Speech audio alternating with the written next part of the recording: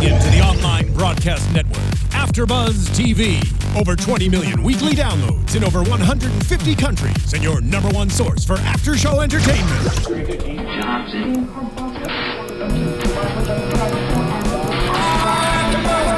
AFTERBUZZ TV, the destination for TV superfans. Producing aftershows for over 300 of your favorite TV shows. Interviewing celebrities and showrunners. And bringing you behind-the-scenes exclusives. All thanks to E! Entertainment's Maria Menounos, producer Kevin Undergaro, and internet leader Akamai.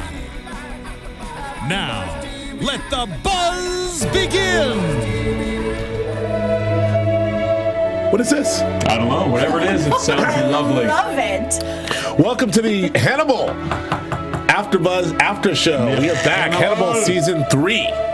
It happened. It finally came. It finally came. It's here, and we're going live here. Christmas morning. If Mom and Dad cook some really awful stuff for Christmas. Yes, very much so. We are live. We are streaming live. Thank you for all of us who are watching live and all of you guys who are in the chat room right now for the East Coast feed, because unfortunately here on the West Coast we haven't aired yet. But, you know, no one cares if they're listening to this on a podcast. Welcome to the Hannibal AfterBuzz After Show. Hi. I'm joined Joe Braswell. I'm joined, as always, by my man, Joe Sanfelippo. Nice to be here with you guys. How are you, Joe? Every day's Christmas, man. Last time I saw you were wearing a yellow blouse. That's not the last time you saw me. Last time we discussed this show, I was wearing a yellow blouse. Yes. All right. That was lovely. I want you to be happy. Okay. You look really nice. I also have pretty. You are pretty. A pretty princess. I also have to his right and to my left the lovely Julia Cearley. Hello. I'm happy to be back. I'm positively giddy that Hannibal's here. I am positively giddy as well. Positively giddy. We do not have positively giddy face. Have you never seen it? No. We do not have Nando Velasquez, who will not be joining us this season, but he misses you all and says hello to all of all the Fanimals out there who love him, as we all do.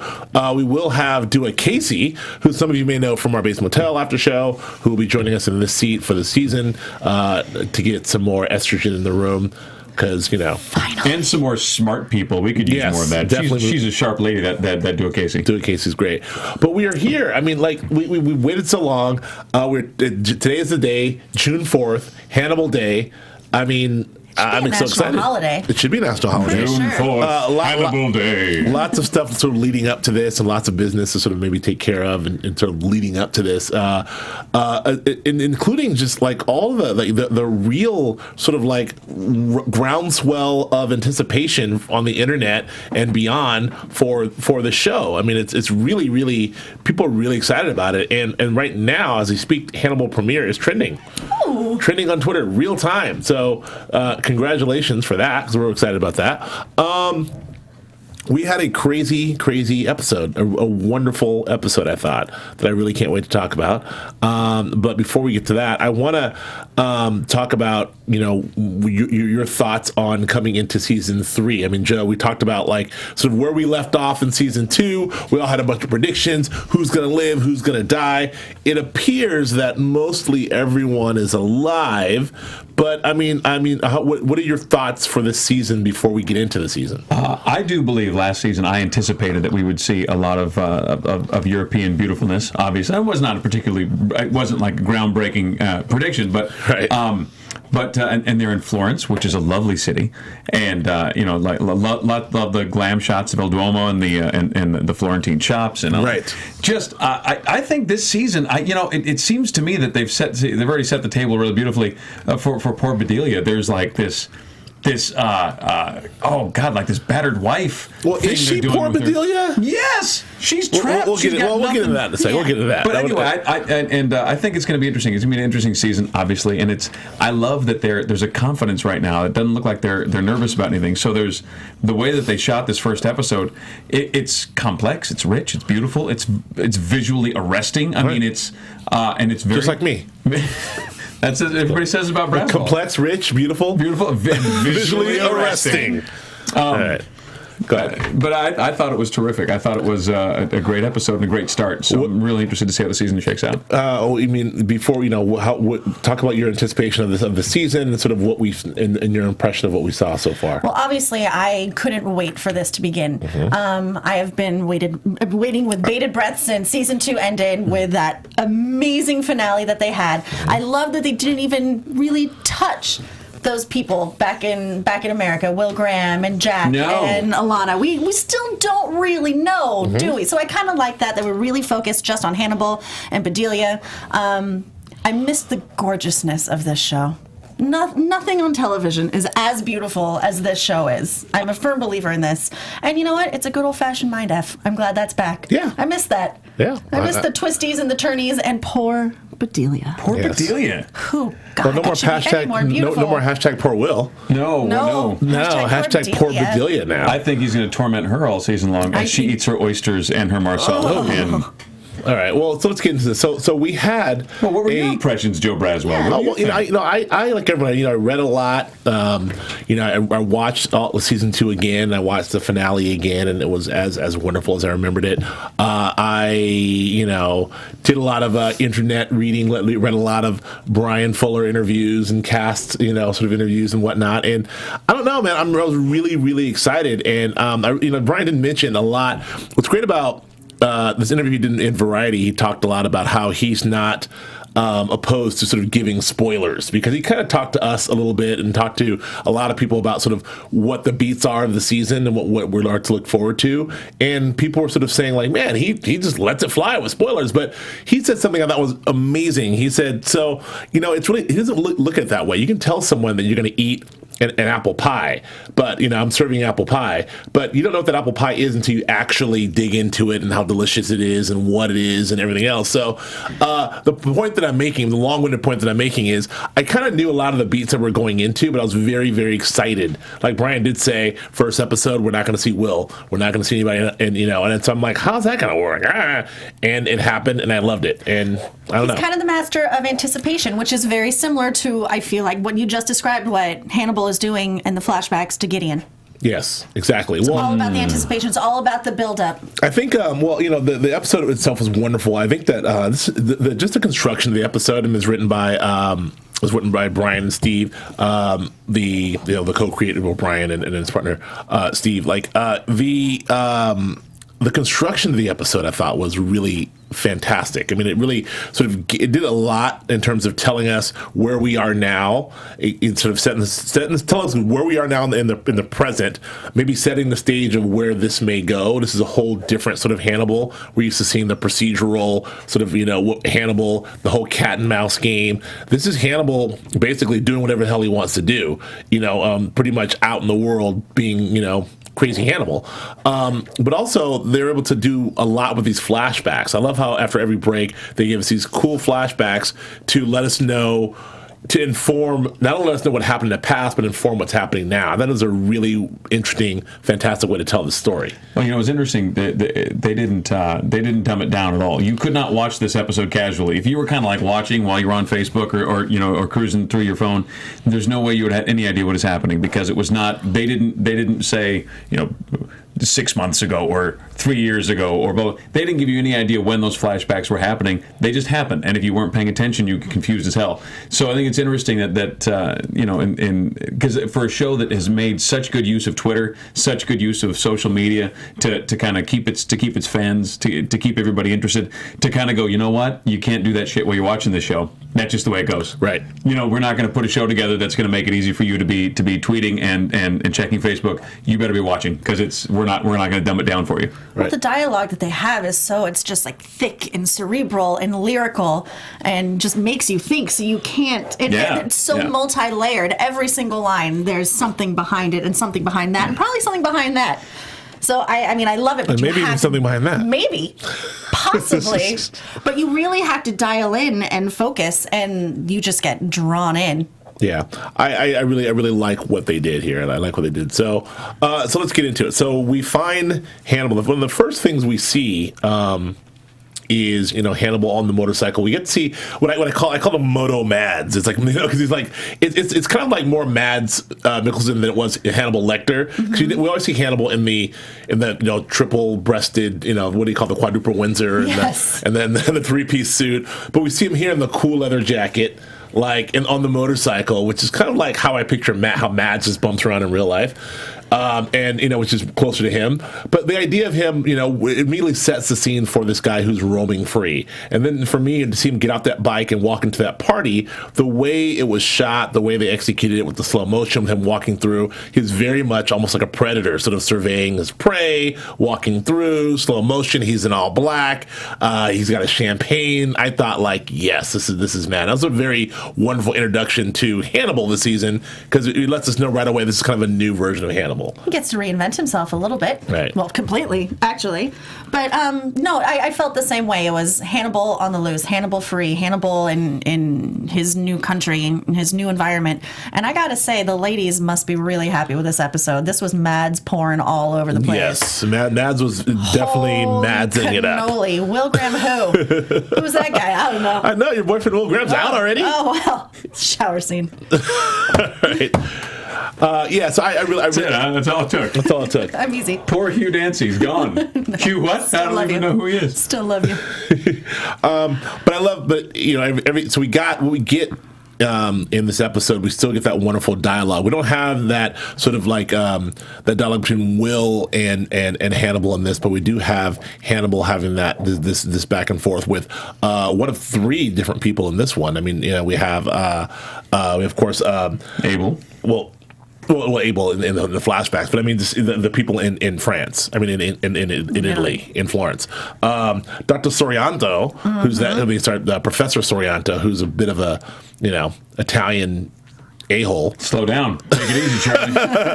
But that initial conversation we had earlier, we talked about. There's a lot of puns. Sort of sometimes, what is it? Dissection is the only thing. Occasionally, dissection is the only thing that will do. Yes. Another thing I really, really loved about this episode, and I'm going to get into a little further, is the humor was all over the place. I mean, it's always been sort of like dark humor thread throughout, but there was a lot of, and not even groan worthy, just a lot of really sort of funny puns in this with like my wife and I would like to have you for dinner, or like I bet you found him distasteful. I did not. And sometimes dissection's one thing you can do. Like that. All those lines are great. And I think Hannibal had like at least 5 of them in this one thing. So at least it's having fun. Yeah. So I don't know. What did you think of? You have any thoughts on the introduction of Mads and sort of the first time we see? Hannibal. The first time we see him in this party. What was kind of going through your heads when he walked in and you guys saw him? I don't know, Julia. What did you think? Aside from he's hot. Well, aside from that actually it honestly creeped me out. It made me seeing him sort of slither through this party seamlessly, confidently, sizing up every single person. It's going to make me, next time I go to a big grand gala, take a look around and really see who's coming in the door. Right. But it sort of asserted his confidence and that he hasn't lost anything. Flippo? Oh, yeah. Well, I think what you said about the Predator is absolutely right. Yeah, I mean, it's lovely to see him able to get into any situation and always feel comfortable, always feel confident. I'm the smartest guy in the room. I belong, because he's got such an intellectual curiosity. So the breadth of his knowledge it puts him in such a wonderful position. He really can't be in a spot where he can't have a discussion. Right. So he's always comfortable. He's always confident.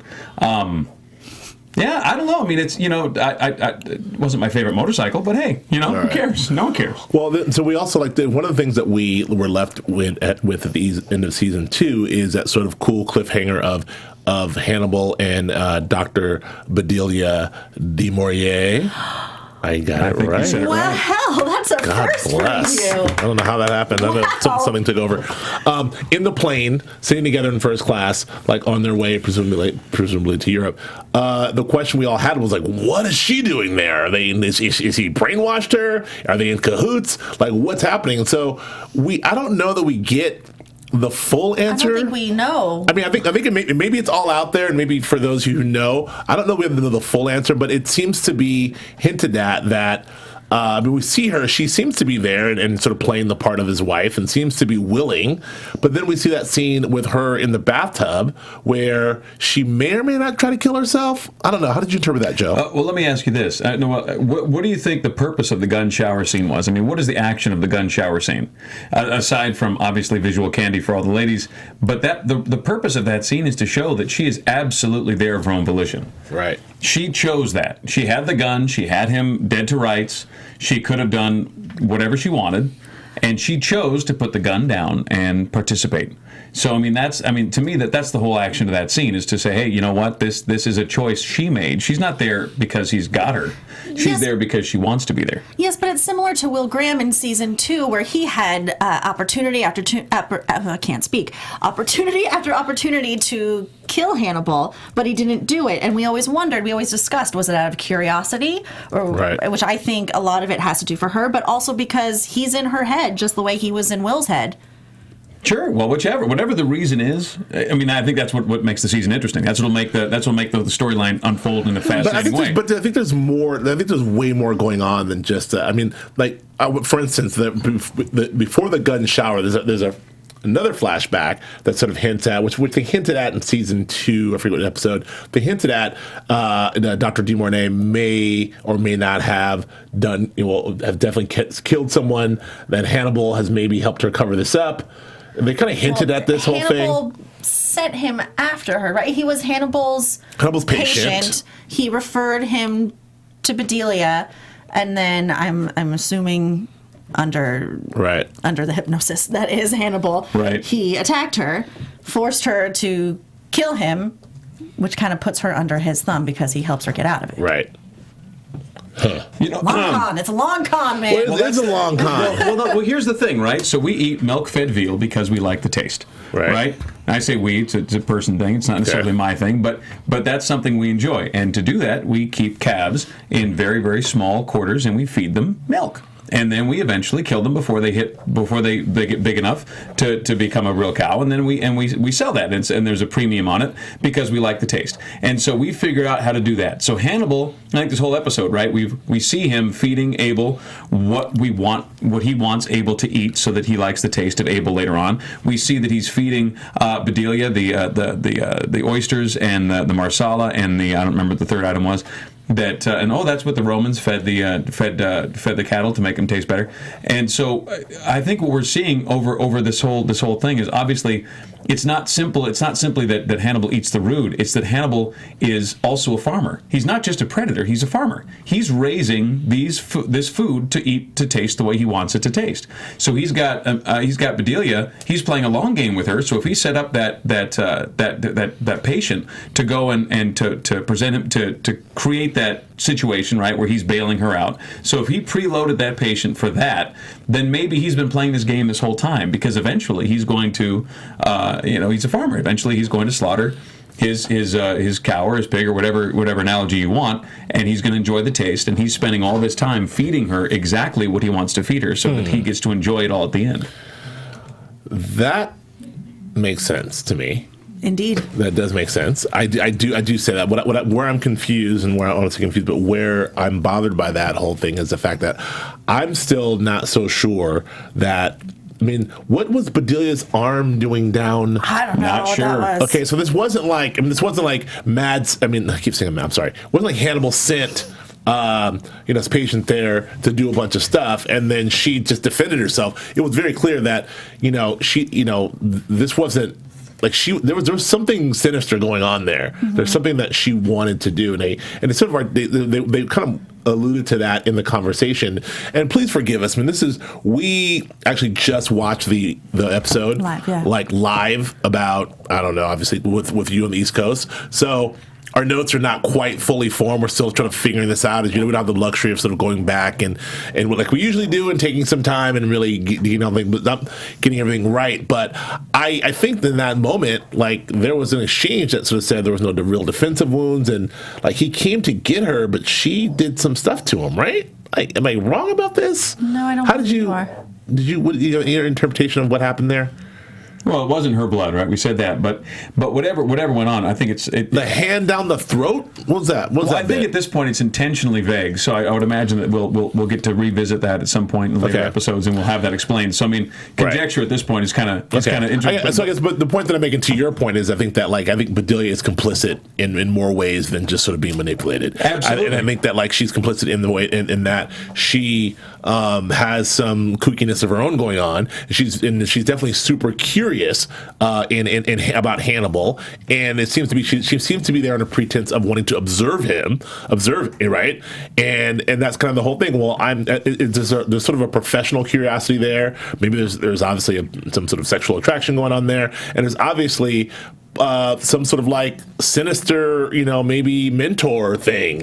She's got some of that killer stuff going on. Well, I think what he said to Abel informs the whole thing, right? Because Abel's talking about cannibalism, and he's talking about that's a natural state of man. It goes back to blah blah blah.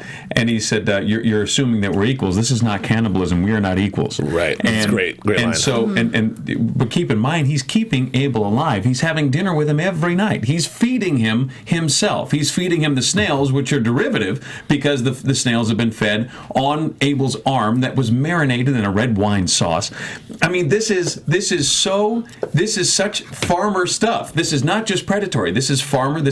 I'm growing it and I'm chopping it down. Right. And so what's interesting to me is that he doesn't just want to eat Abel. What is part of the fun for him, obviously, is he's eating and he's enjoying the fact that Abel's eating himself and knows eventually he's going to die, which is better than the snails who don't know they're going to die, right? Sure. They have no idea. So the same thing. I mean, obviously, we want to take that to the next level with Bedelia, right? If he's playing that game with her, it's going to be longer, it's going to be more sinister, and it's going to be more complex because that's a better palette for him. That's a more complex palette. Right. Go ahead, Julia. Well, she knows all these things, and she still doesn't leave.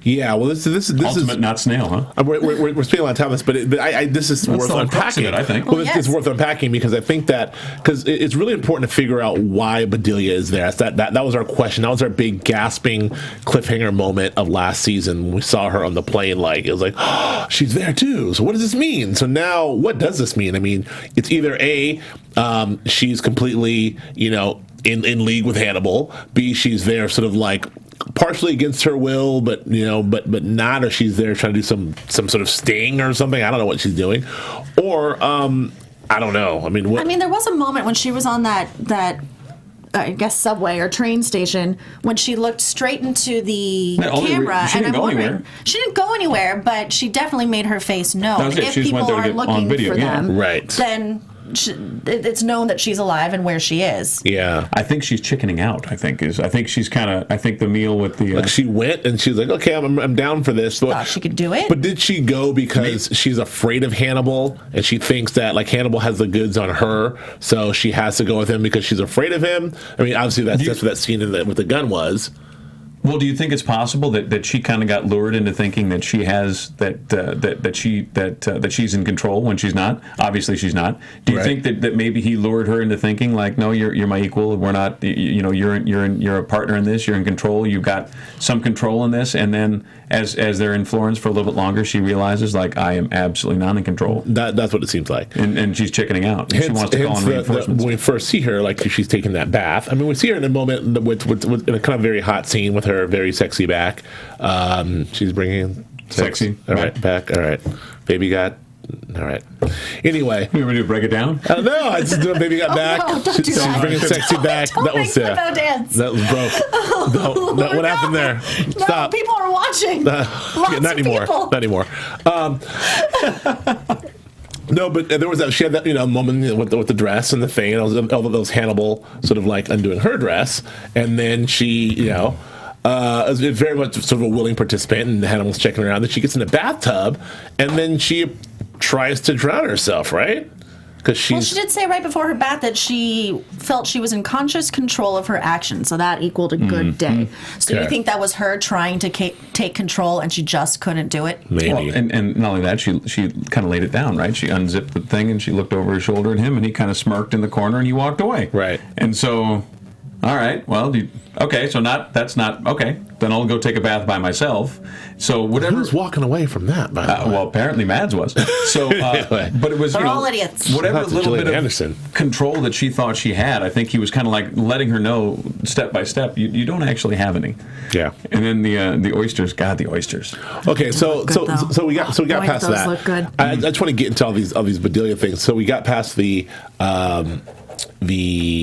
bathtub thing, and then we next see her. Was it the going to the store? No, we next see her with having dinner with the guy whose name I cannot remember. Mr. Dimmond, did he say? I'm not quite sure. I'm so sorry. Joe? I'm going to go with Dimmond because that's what I had. The TA who got his head bashed in. Right. Who came in, who I thought was really... My favorite line, is this that kind of party? Oh, yeah. So that was a great... That was a great dinner. And he's like, and when he said shame, but you guys were just getting interesting. Yeah. Infinitely more interesting. Yeah. So, she seemed to be playing the role. And though in that moment, when she's asking, she's went to go shopping for the dinner, right? She went to go prepare for the dinner itself.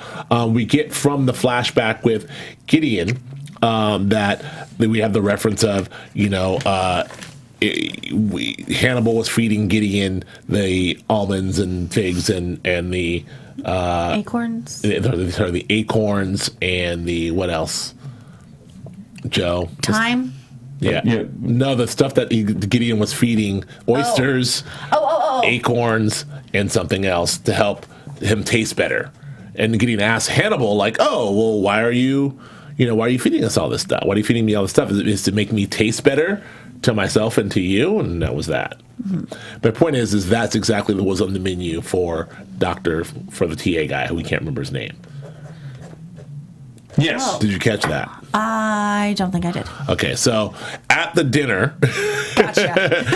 Please inform me. Okay, so at the dinner, Hannibal was serving acorns and oysters and all the stuff that would make him taste delicious if you were to eat him. He even made reference to it. He says, this is funny. This is what ancient Romans used to serve people when they made them what to serve, not people, but Cattle. Cattle or deer, I think it was, to make them taste good. So at that moment, we all thought, okay, well, great, this guy's going to get eaten because Hannibal's feeding him the eaten food. Why I'm bringing all this up is Dr. Bedelia at the table was visibly disgusted to be there. She was visibly eating the oysters, shaking, not having a good time, and I could not read that at all. Can you tell me what's going on with her at dinner? I thought she was eating something different. I thought she was the one eating the oysters because she made the point that she said she makes it a point not to eat anything with a central nervous system. Right, but the point I'm making is if she's complicit, if she's on board with the whole Hannibal get down, why is she shaking at dinner? Why is she so upset? What's happening with her? What's happening with her at dinner? Well, I'm going to assume, I would imagine that she thought he was going to kill dude right there, and he let him go. Again, another reminder to her: you are not in control, and you do not know what's going on. Right. You think you do, but you don't. And that probably hit her a little bit at some point.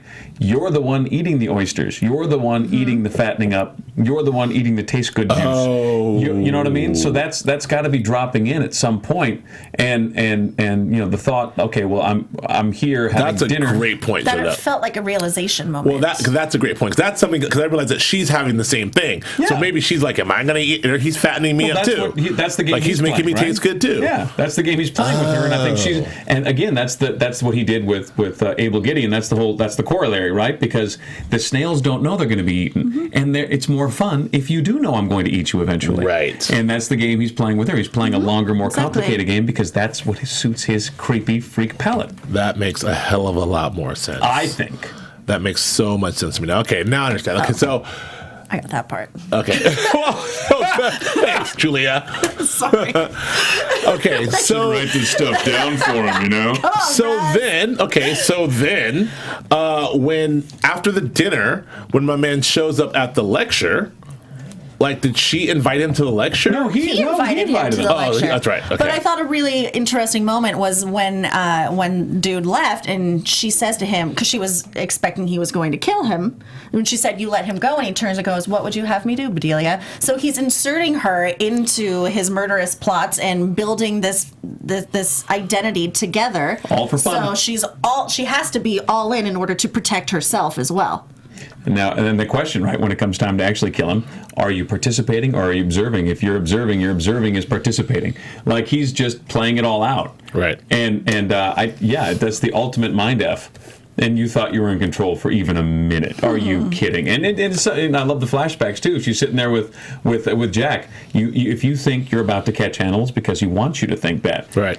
So she's able to recognize that for other people, but I think that he kind of flattered her enough into thinking, and maybe that gun scene was a big part of it, that she actually had some control, and she absolutely does not. And I think that's this whole episode. Part of her arc is just realizing that she does not have any control, and she's absolutely not in charge of anything. Okay. All right.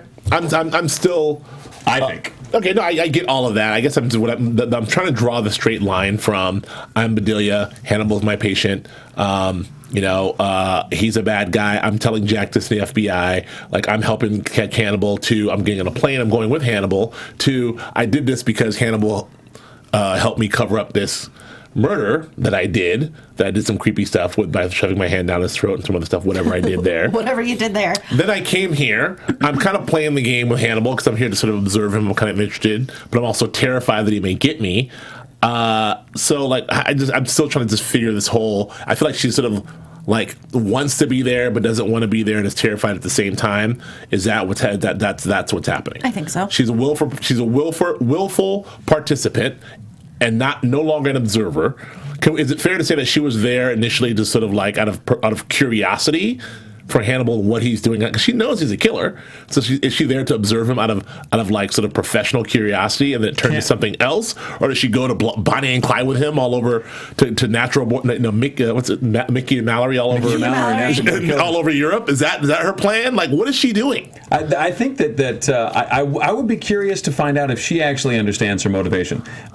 Because I think that is something sometimes that's lost on television characters. There are times when you don't know why you're doing it in real life. There are definitely times when you, and I think all three of us here have definitely been in spots where like, I don't even know why I'm here, but I'm still here.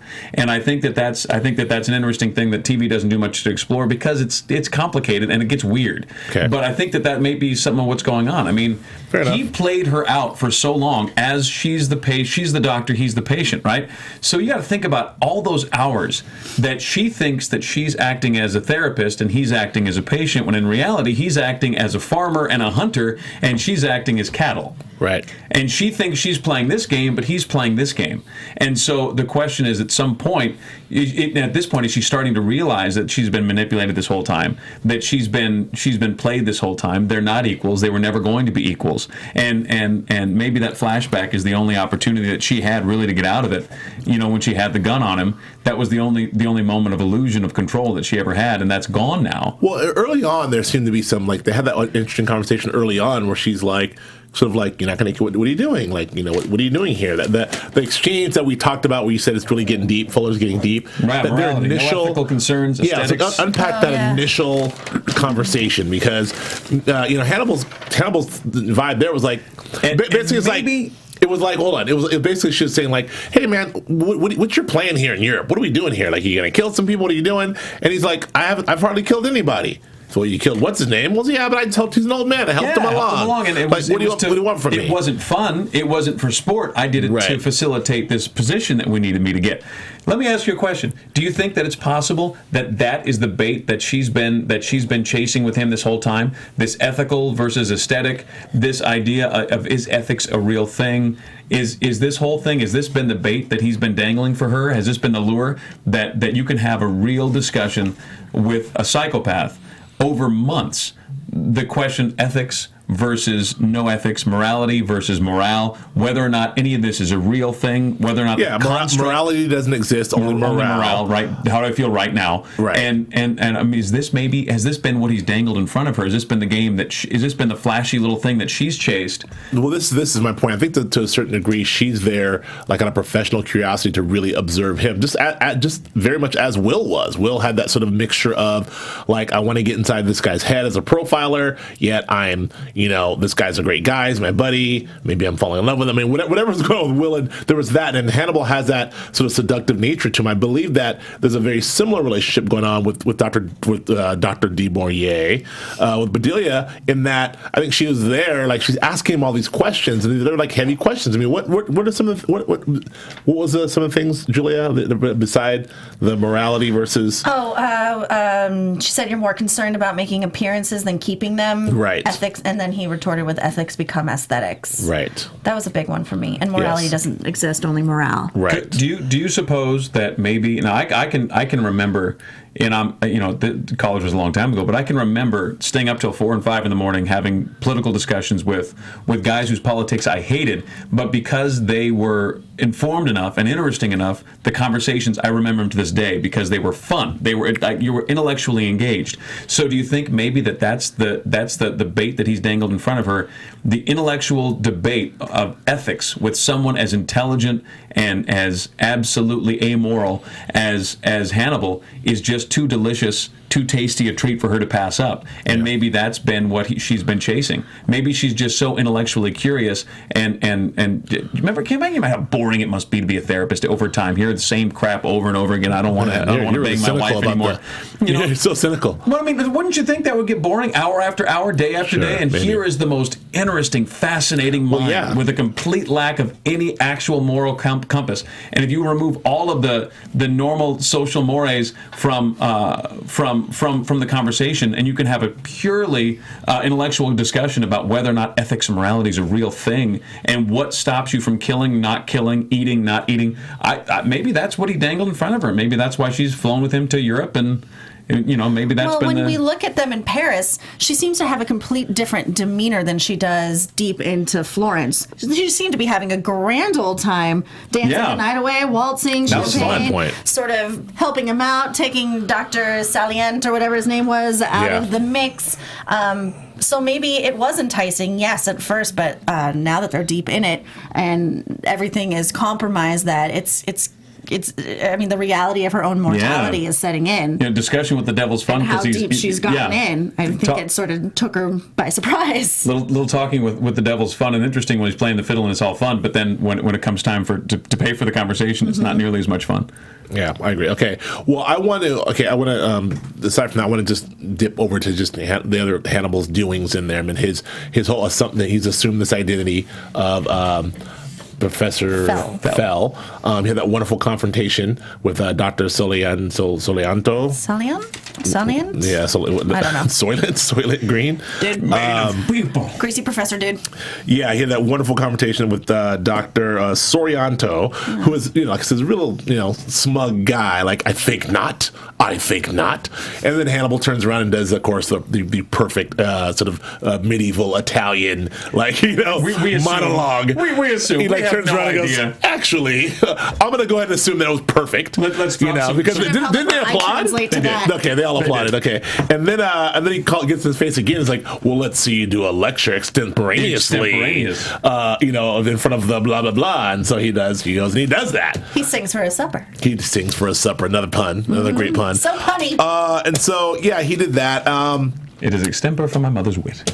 It was all that was to me was Hannibal at his. I loved all of that stuff. I love seeing all that stuff, and finally when we did get to see our kill, because there was very little blood, very little gore, very little nothing really happened in terms of the usual Hannibal gross outs that we're used to seeing. I saw an arm down someone's throat. That's kind of gross. Well, and we saw snails. We saw a hand dangling. But the last scene we got to see Hannibal do his Hannibal thing, which is a bash, which is a great sort of framed shot, great set piece of the guy crawling out with a trail of blood, in the background as he's having this conversation about participation versus observation. observation in the background. My man's just crawling. He turns around and says, "Okay, snap. The upward snap." Upward snap. Is that a thing? I've never even seen that. That's a good. That's I guess that's something you can only pull off if you're, you got to be a big strong, big strong guy to pull that off. Yeah, that You're was popping the head. All right.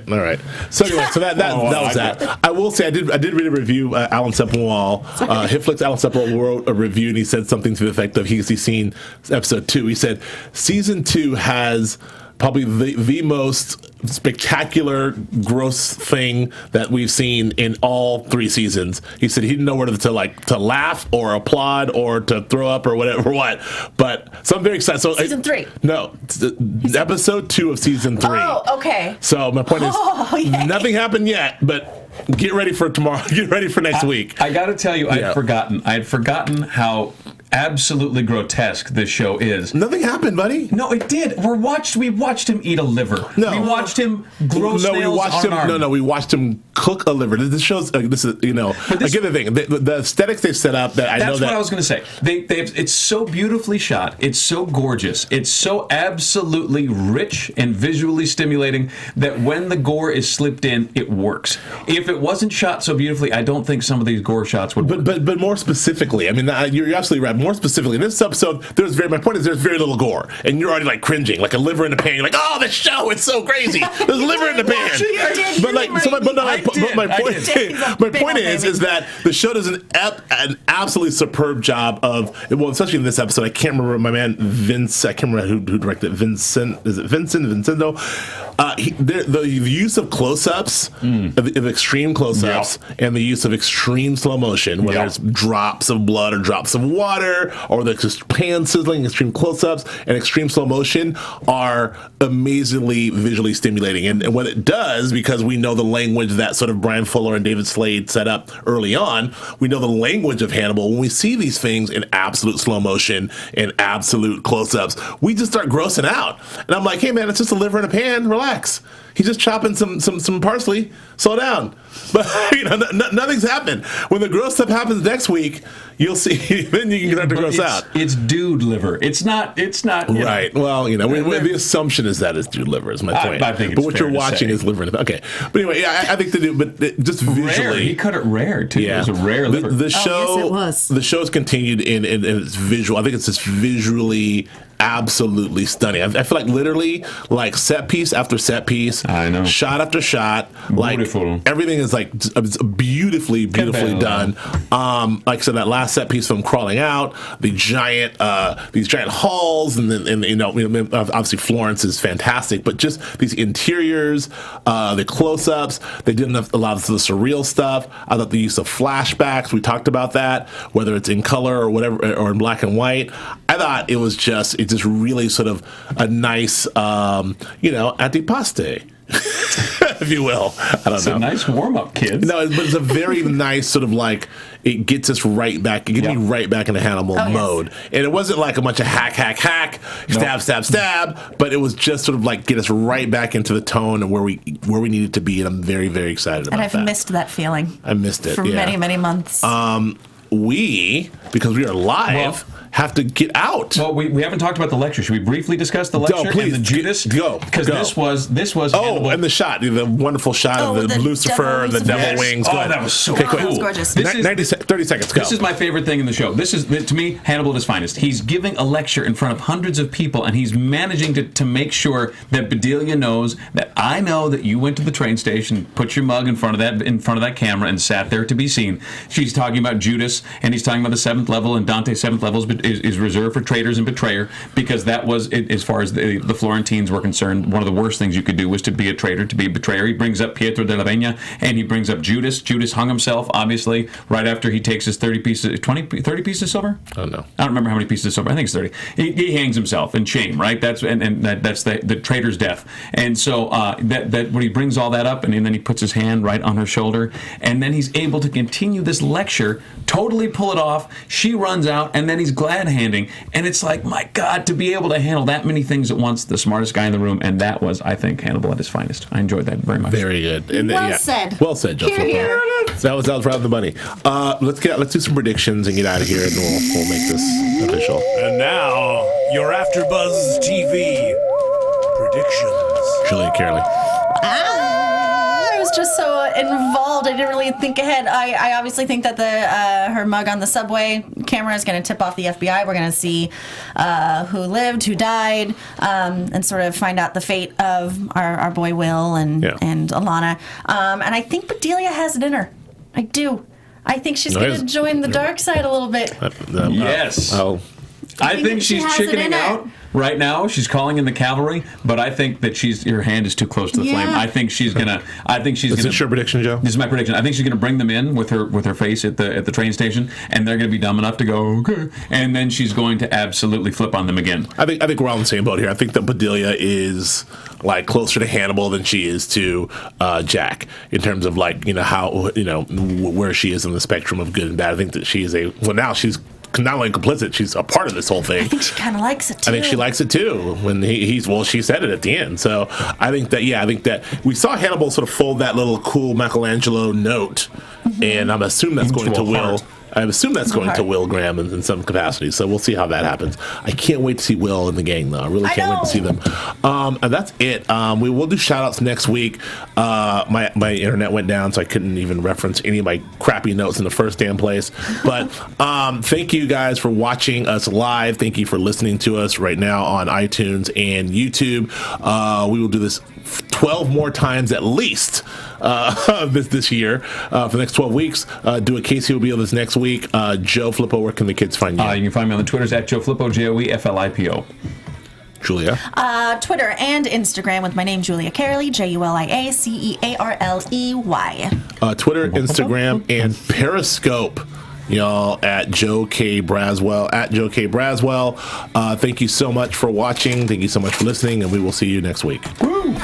From executive producers Maria Menounos, Kevin Undergaro, Phil Svitek, and the entire AfterBuzz TV staff, we would like to thank you for listening to the AfterBuzz TV network.